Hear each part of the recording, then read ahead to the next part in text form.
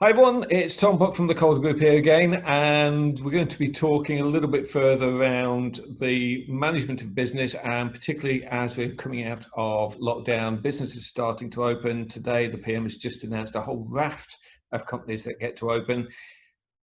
We've got obviously furlough coming to an end in October, so we're going to be talking that wonderful word, redundancies. Please don't turn off, it will be good, I promise you. And to join me, we've got the wonderful Sue Green from Evergreen HR. Hi, Sue. Hi there, Tom, and hi, everyone. Keeping well? Really well, thank you. Yes, keeping very busy as well. Yeah, good. Yeah, I don't know about you. I'm still losing track of what day it is, what I'm supposed to be doing when, and time off doesn't seem to happen. Now, we've obviously seen lately in the news pretty much a raft of companies from Pret a Manger to British Airways all talking about redundancies. And as we're coming to the end of furlough, I think it's fair to say that the smaller companies, the SMEs of the world, are going to go through the same. So if you've got to have that discussion, if you've got to go through that process, how do you go about it? How do you start with your staff? And how do you actually work out who goes and who stays? Well, ultimately, it boils down to what the company is trying to achieve. And I think even if you're not in that unfortunate position of having to make redundancies, I would encourage companies to look at it anyway, to think about, how can you generate efficiencies in your organisation, whether it's through reducing rent on accommodation, whether it's introducing technologies. And ultimately, that can have a knock-on effect in terms of your need for the number of staff. Now, going back to the original question that you raised, Tom, how should you approach it? The key thing is always around what the business case is for wanting to make redundancies. So demonstrating to the employee, what is the driver for this? Is it about the fact that you need to reduce costs? Have you lost a key customer in your business, which has had a ripple effect for yourselves as a result of this current situation? Has it resulted in a number of orders disappearing for you? Clients are not ordering things due to furlough, and communicating that very clearly to your employees, and a proposal around the impacts that that's going to have on the organisation, as well as potentially them as individuals. Now, in terms of a process around managing redundancy, with all of these things, it's about communication and providing clarity and having a fair and a consistent approach for how you select people for redundancy. So, what will the new organisation look like once you've made these redundancies, and what skills and competencies do you need of the people to fill those slots? And then going through a robust selection process to determine who stays and who unfortunately doesn't secure a position in your business. And would that include sort of having that discussion with people and saying, actually, is there anyone who would like to volunteer to take redundancy? Yeah, so that could be an option that the employer presents to the employees, but that's not to say that they have to do that as an employer, but they can, if that is their preference, actually give individuals the option to put themselves forward for redundancy. But of course, there's no guarantees that anyone who puts themselves forward will be approved. Either the company is well within their rights to say, well, actually, can't accept your application for voluntary redundancy, you're too valuable to us. Yeah, so I suppose, again, it's looking at the skills, the competency, the experience of that individual, not automatically going on for last in, first out. You've got to make sure that you're building almost a 5-year timescale into this. Absolutely. So, it very much needs to form part of a structure, a plan, and work. It makes sure that, as a result of redundancies, you're not losing some key knowledge and experience within your organisation before you're actually ready to make that transition. Yeah, so again, I suppose it's looking at a key element, a computer programmer, someone who knows all the systems inside out, even down to the key salesman who knows the people that actually might need back in 6 months' time.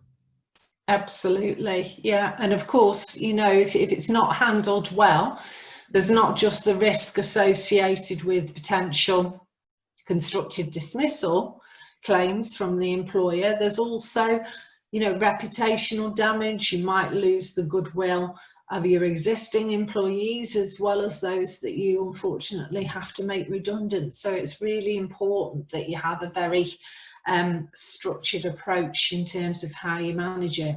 And I guess that also includes allowing your staff a chance to take outside advice, because a lot of SMEs don't obviously have union representatives who can help their staff. So is it down to the employer to make sure they've got that chance to speak to someone on the legal side, or just give the people time to go and search that out for themselves? With all of these things, it's about communicating clearly what the change is, what the potential impact is for that employee, and also how the company plans to manage it.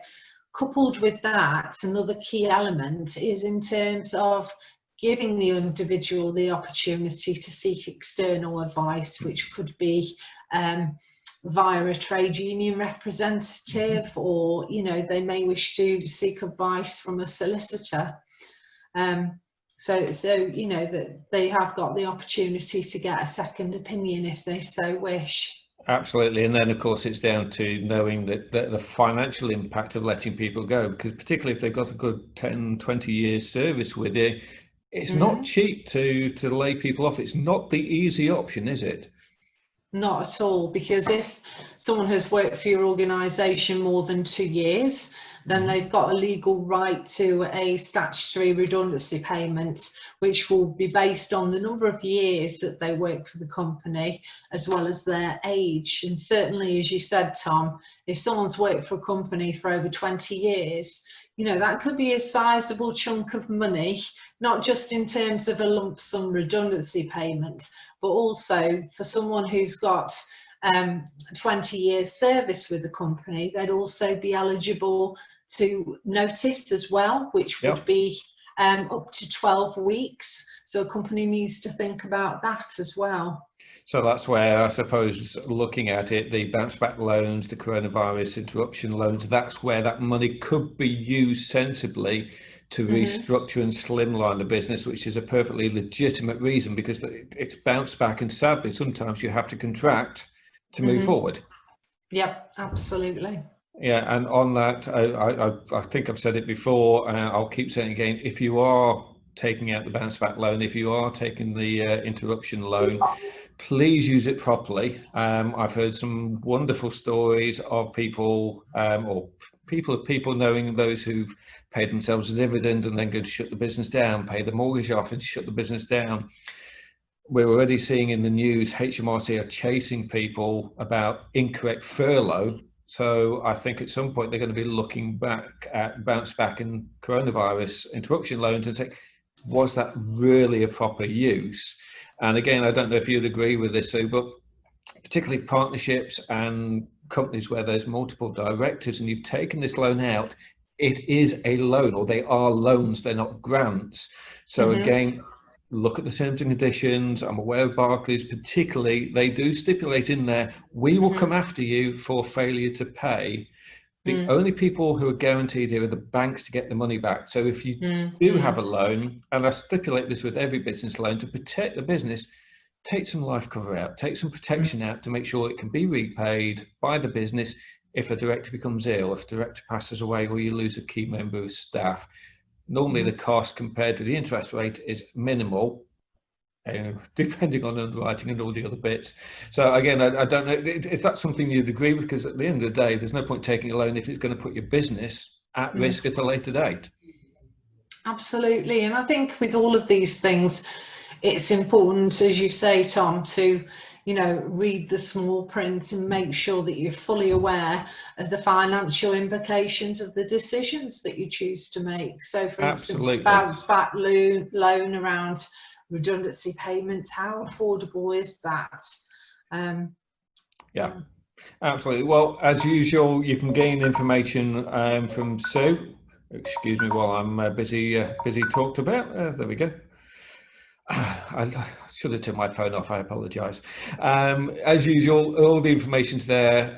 So it's a case of taking a look at the HR, make sure you do things properly. If you are looking at redundancies, go through the due process. Do not please try and cut corners. And if you do have borrowings, particularly the bounce back loan and the interruption loan, yes, they can be used for redundancies as long as it's putting your business in a better position to go forward. So I know you're available via email and phone for anyone who would like to talk through and see how you can help them go through that process. Absolutely. And the same if you want to look at the lending that your business has got and you want to just try and protect that business going forward, because at the moment, let's face it, no one knows who's well, who's ill, and what it's going to mean. So it's worth taking that time just to look and make sure you got everything in the right place. So thank you very much. I've got no doubt we'll talk again next couple of weeks, and we'll see how the world continues to develop and change. And you never know, we might actually have had our hair cut by then. Absolutely, an absolute pleasure. All right, so thank you very much for your time again. I'll speak to you soon. Pleasure. Thanks, Tom. Bye, everyone.